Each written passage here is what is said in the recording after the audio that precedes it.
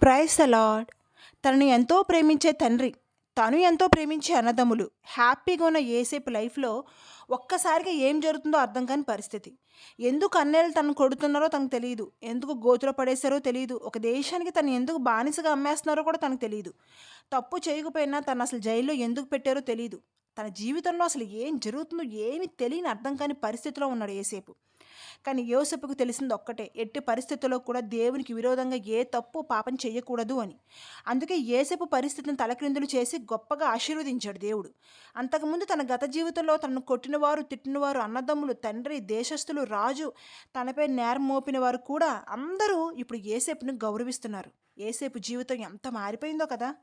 అలాగే నీ జీవితంలో ఏం జరుగుతుందో నీకు తెలీదు. ఎందుకు ఇలాంటి పరిస్థితుల్లో నువ్వు వెళ్లాల్సి వస్తుందో నీకు తెలీదు. ఎందుకు దేవుడు నీకు ఈ రోగాన్ని ఇచ్చాడో నీకు తెలీదు.